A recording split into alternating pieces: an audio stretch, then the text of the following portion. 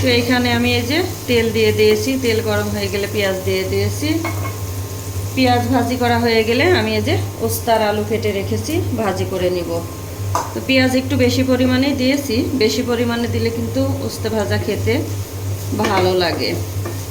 আসসালামু আলাইকুম, কেমন আছেন আপনারা? আশা করি ভালো আছেন। আমরাও আলহামদুলিল্লাহ ভালো আছি। বাহিরের আবহাওয়াটা অনেক মেঘ, হালকা বৃষ্টিও পড়ছে, মনে হচ্ছে আরও ঝুম বৃষ্টি নামবে, এত পরিমাণ মেঘ বাহিরে। তো এখানে পেঁয়াজটা ভাজি করা হয়ে গেছে, আমি একটু নরম করে নিয়েছি, খুব বেশি কড়া করে ভাজিনি, কারণ ওস্তার সঙ্গে ভাজতে ভাজতে পরে ঠিক হয়ে যাবে। আমি ওস্তাটা দিয়ে দিলাম। এখন দিয়ে দেব আমি অল্প পরিমাণে হলুদের গুঁড়া, আর দিয়ে দিব স্বাদ মতো লবণ।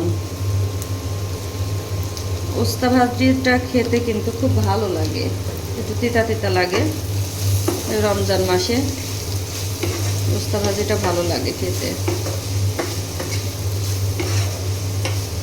আর এখানে আমি এই যে গোশ ভিজিয়ে রেখেছি, গোশ দিয়ে আলু দিয়ে রান্না করব, গরুর গোশ দিয়ে আর আলু দিয়ে।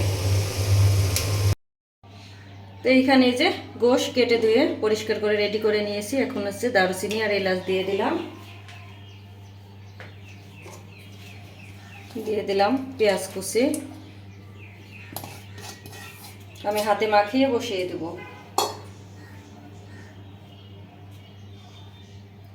হলুদের গুঁড়া,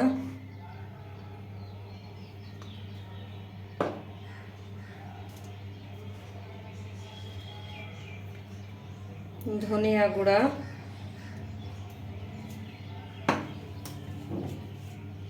দিয়ে দিলাম মরিচের গুঁড়া।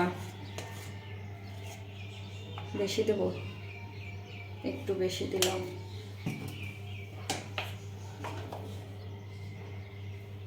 জিরে গুঁড়া দিয়ে দিলাম।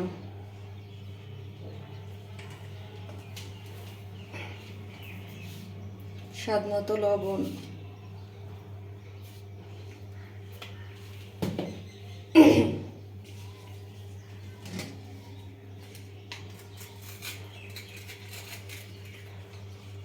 আদা বাটা, রসুন বাটা, জিরে বাটা। ঠান্ডা জীবন সঙ্গী হয়ে গেছে, ঠান্ডা আর মনে হয় সারবে না।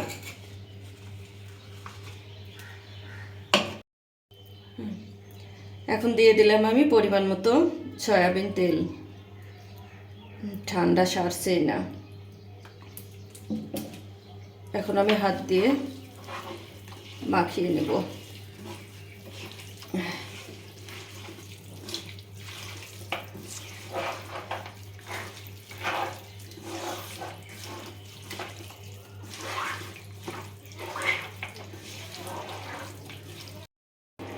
তো আমি হাত দিয়ে খুব ভালো করে মাখিয়ে নিলাম। মাখানোটা কিন্তু সুন্দর হইলে গোশটাও কিন্তু টেস্ট হয়। হাত দিয়ে আমি এভাবে খুব ভালো করে যে মাখিয়ে নিলাম। এখন চুলাটা আমি জ্বালিয়ে দিলাম। তো এখানে যে গোশ কষানো হচ্ছে, আমি এখন এর মধ্যে আলু দিয়ে দেব, কারণ অনেক বেশ মোটা মোটা সাইজ করে আমি আলু কেটে নিয়েছি। এখন গোশের সঙ্গে আলু খুব ভালো করে আবার কষিয়ে নেব।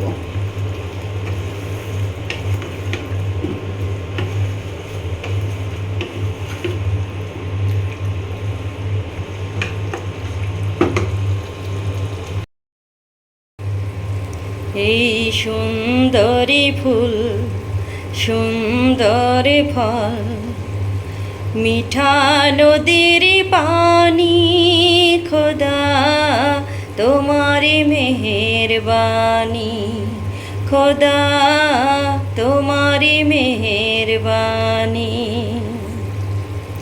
তুমি কত দিলে রতন, ভাই বেরাদার পুত্র স্বজন। তুমি কত দিলে রতন, ভাই বেরাদার পুত্র স্বজন। ক্ষুধা পেলে অন্ন মানি চাই না মানি খোদা তোমারি মেহেরবানি, খোদা তোমারি মেহেরবানি। এই সুন্দরী ফুল সুন্দরী ফল মিঠা নদীর পানি, খোদা তোমারি মেহেরবানি। তো এখানে যে গোশ আর আলু কষানো হয়ে গিয়েছে, আমি এখন পরিমাণ মতো পানি দিয়ে দেব সিদ্ধ হওয়ার জন্য।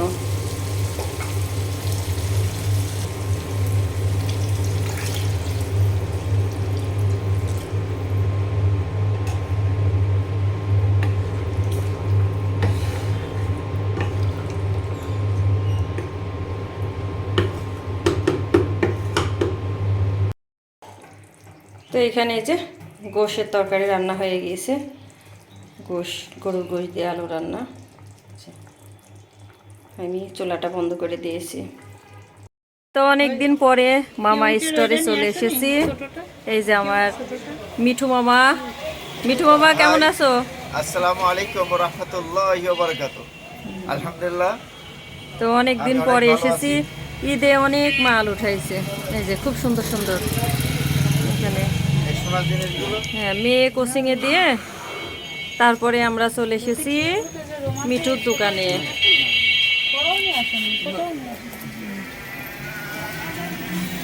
এই যে এখানে অনেক সুন্দর সুন্দর কিন্তু কসমেটিকের জিনিস। কত করে ভরি মামা স্বর্ণ? 1,40,000।